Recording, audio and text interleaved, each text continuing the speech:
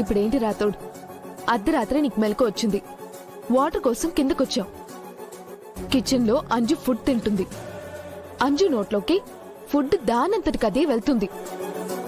అంజు నిన్ను చూసి ఒకసారి వేరే గొంతుతో, ఇంకోసారి తన గొంతుతో వార్నింగ్ ఇచ్చింది. అంతేనా? అంతే మిస్ అమ్మ, అదే జరిగింది. నిజం చెప్పు రాతోడ్, నువ్వు మళ్ళీ డ్రింక్ చేయడం స్టార్ట్ చేసావు కదా? మిస్ అమ్మ, నేనింత సీరియస్ విషయం చెప్తుంటే నువ్వు కామెడీ చేస్తున్నావా?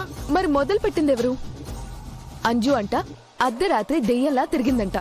నిజం మిస్ అమ్మ, అంతా ఏదో మాయా మంత్రంలో జరిగిపోయింది. మాయ లేదు, మంత్రం లేదు. నువ్వేదో భ్రమపడుంటావు, లేదా కలగనుంటావు. కల కాదు, భ్రాంతి కాదు మిస్ అమ్మ, నేను నిజంగా చూశాను. ఊరుకో రాతోడ్, పొద్దున్నే నేనే దొరికేనా జోకులు వేయడానికి? జోక్ కాదు మిస్ అమ్మ, సీరియస్. ఆ ఫుడ్ ను అంజు పాప తినేసింది. కావాలంటే వెళ్ళి చెక్ చేయండి. ఆల్రెడీ చెక్ చేశాను. ఆ, నైట్ మిగిలిపోయిన ఫుడ్ ని యాదమ్మ నైట్ ఎవరికో బెగ్గరికిచ్చిందంట. లేదు మిస్ అమ్మ.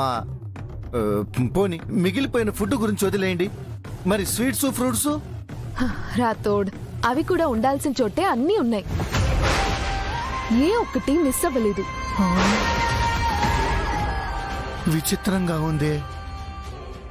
రాత్రి అంజు పాప ఒక్కటి కూడా మిగిల్చకుండా అన్నీ తినడం నా కళ్ళారా చూశాను మిస్ అమ్మ. ఇంక చెప్పకు రాతోడ్, అంత చిన్న పాప అన్నీ ఎలా తినేస్తుంది?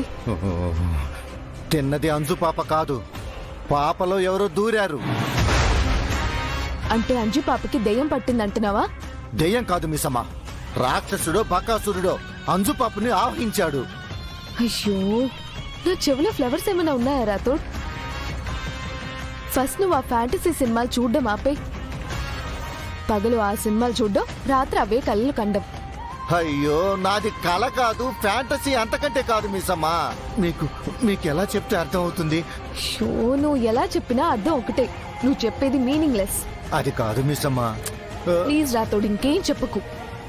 నాకు చాలా పనుంది. జాగింగ్కి వెళ్ళిన ఆయన తిరిగి వస్తారు.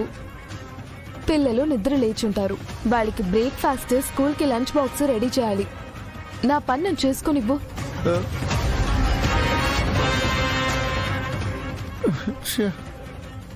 ఏంటి ఇంత చెప్పినా మిస్ అమ్మ నమ్మడం లేదు?